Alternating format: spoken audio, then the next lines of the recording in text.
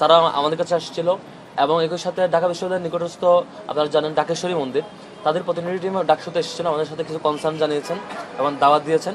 সব মিলিয়ে সামগ্রিকভাবে যে কনসার্নগুলো আমাদের কাছে মনে হয়েছে, সামগ্রিক নিরাপত্তা এবং আমাদের হিন্দু ভাই ধর্মাবলম্বী ভাই বোনদের যে পূজার সামগ্রিক আয়োজন সুষ্ঠুভাবে নিরাপদভাবে সম্পন্ন হওয়ার জন্য যে কনসার্নগুলো জানানো দরকার আমাদের কাছে এসেছে, সেগুলো পৌঁছেছি।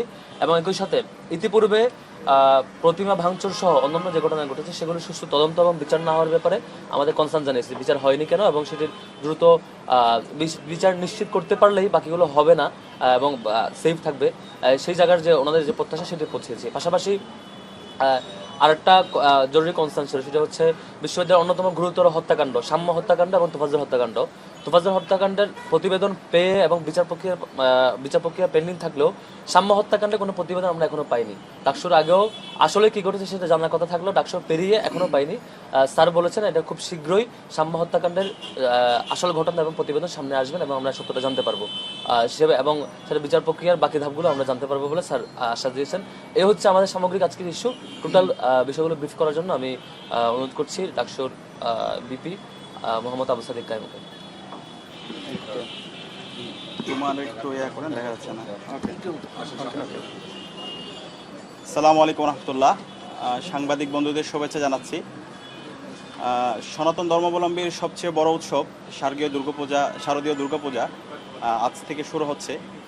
আমরা বিশ্ববিদ্যালয়ের প্রশাসনের সাথে ইতিমধ্যে বসেছি এবং জগন্নাথ হল পূজা বাস্তবায়ন কমিটির সাথে আমরা বসেছি এবং এর পাশাপাশি আমাদের ক্যাম্পাসের আশেপাশে যে মন্দিরগুলো আছে, পূজা মণ্ডপ যেগুলো আছে, ওখানকার কমিটির সাথে আমরা বসেছি এবং যে কনসার্নগুলো এসেছে সেই কনসার্নগুলো আমরা স্বরাষ্ট্র উপদেষ্টাকে জানানোর জন্য আজকে মূলত এসেছি।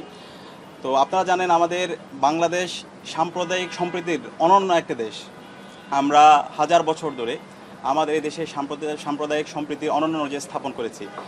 তো সেই জায়গা থেকে আমাদের সারা দেশের সবার প্রতি আমাদের আহ্বান থাকবে, আমাদের সাম্প্রদায়িক সম্প্রীতির যে অনন্য নিদর্শন সেটা শিক্ষার্থী থেকে শুরু করে সর্বমহলের আমরা যারা আছি সবাইকে আমাদের যথাযথ দায়িত্বশীল আচরণের মাধ্যমে আমাদের এই উৎসব উদযাপন করা দরকার।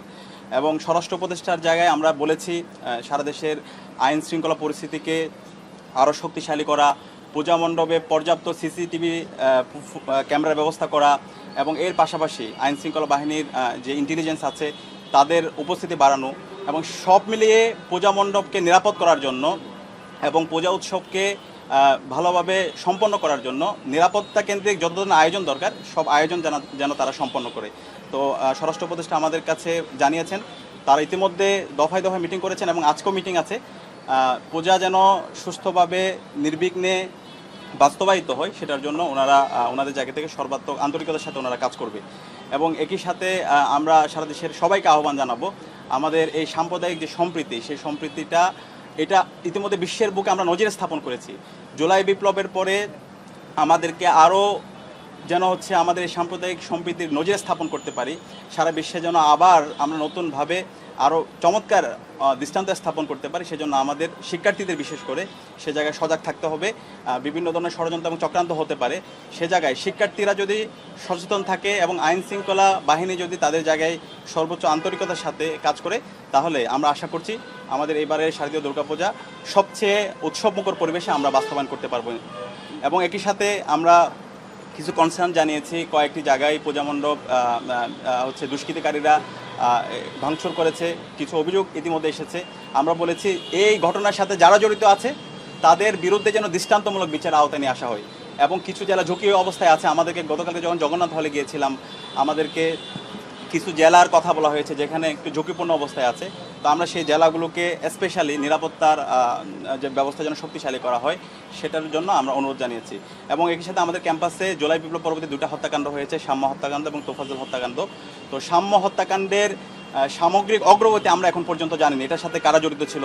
তো আমরা বলেছি খুব দ্রুত সময়ের মধ্যে হত্যাকাণ্ডের সাথে যারা জড়িত ছিল তাদেরকে আইডেন্টিফাই করা এবং এই যে তদন্ত রিপোর্ট পাবলিশ করা এবং তাদেরকে দৃষ্টান্তমূলক বিচার আওতায় নিয়ে আসা এবং সে ব্যাপারে স্বরাষ্ট্র উপদেষ্টা আন্তরিকভাবে কাজ করার ব্যাপারে আমাদের সাথে আশা ব্যক্ত করেছেন।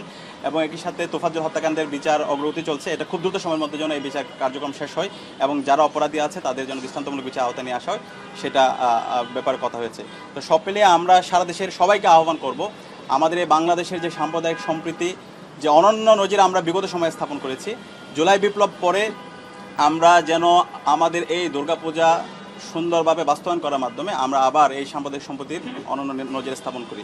সবাইকে অসংখ্য ধন্যবাদ এতক্ষণ আমাদের কথা শোনার জন্য। যে সাদিক যেটা মানে বললেন যে আপনারা নিরাপত্তা চাইতে কি আপনাদের ঢাকা বিশ্ববিদ্যালয়ের যে দুইটা মন্দির মানে সেগুলোর কি আলাদা নিরাপত্তা চাচ্ছেন নাকি সারা দেশে?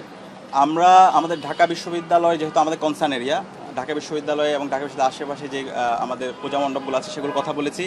একই সাথে বাংলাদেশের সকল বিশ্ববিদ্যালয়, সকল স্কুল, কলেজ, সব জায়গায় শিক্ষা প্রতিষ্ঠানগুলোতে নিরাপত্তা এনশিওর করা এবং সারা দেশের সব পূজা মণ্ডপ এবং মন্দিরে নিরাপত্তা এনশিওর করা, এই সব বিষয়গুলো আমরা বলেছি একসাথে। কোনো জেলার যে বললেন যে স্পেসিফিক কোন নাম বলছেন, কোন কোন জেলা বলছেন আপনারা?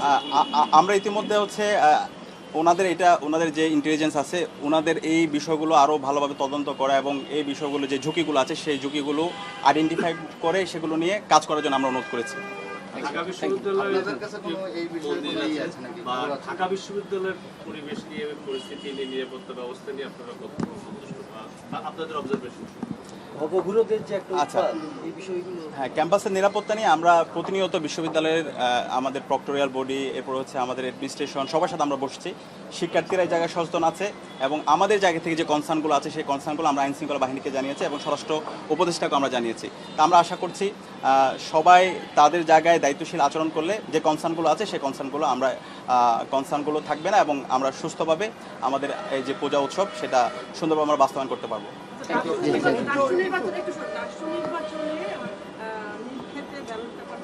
ঠিক আছে, আজকে আমাদের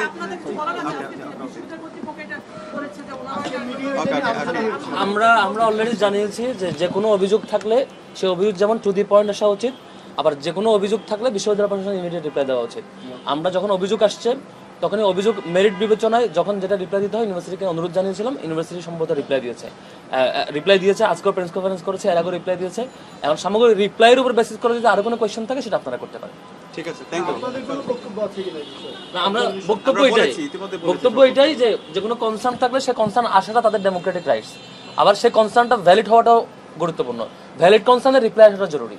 সুতরাং ইউনিভার্সিটিকে আমরা অনুরোধ করেছিলাম ভ্যালিড প্রত্যেকটা কনসার্ন যাতে ওনারা অ্যাড্রেস করে এবং আনঅ্যাড্রেসড কোনো কোয়েশ্চেন না থাকে, সেই অনুযায়ী ওনারা আশা করছি অলরেডি সকলে রিপ্লাই দিয়েছে। না দিয়ে থাকলে সেটা